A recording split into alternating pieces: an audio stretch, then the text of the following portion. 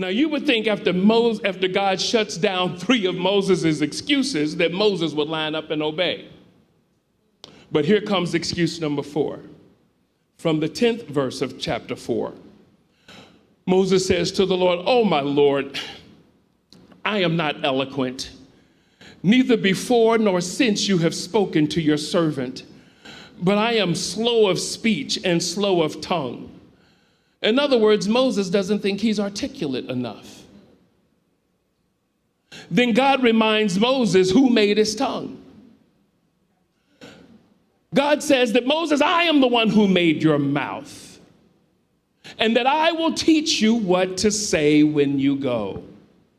And so as a last-ditch effort, Moses says, "But, oh Lord, please send by the hand of whomever else you may send." In other words, Moses is saying, "Lord, send somebody else. Send somebody else." And in this response, we hear that Moses is just not willing. Then God gets angry with Moses and tells him that his older brother Aaron, who speaks very well, will accompany him and that he will be his spokesperson to the people.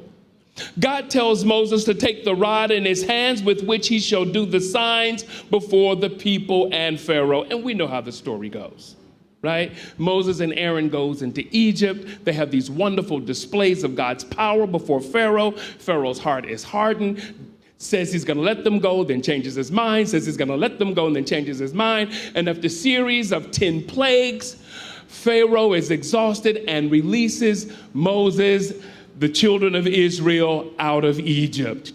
Miraculous display at the Red Sea, waters part, they run over on dry ground. Pharaoh goes in after them.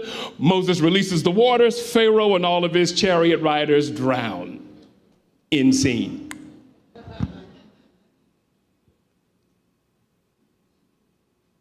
But I have 3 takeaways from this scenario. The first one is that God refuses to accept Moses' excuses. When Moses says, "Who am I to go before Pharaoh?" God says, "I'll be with you." When Moses says, "What shall I say? Who shall I say is sending me?" God tells him, "Tell them that I am is sending you, the father of Abraham, Isaac, and Jacob." When Moses says, "Suppose they don't believe me," God gives them signs to perform to dispel their doubt and disbelief. When Moses says, "But Lord, I'm not eloquent," God says, "I will teach you what to say." And when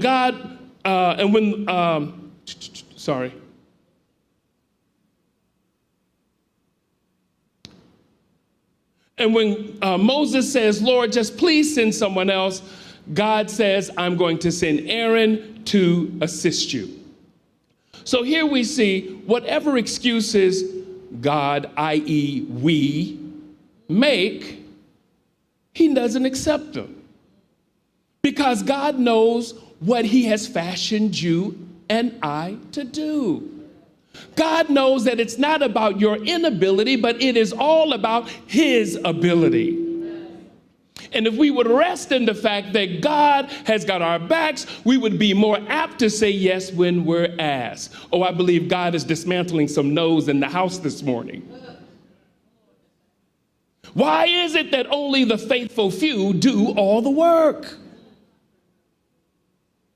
I certainly don't think that that's God's plan. And I believe that your hearts are being pricked this morning to tell God yes.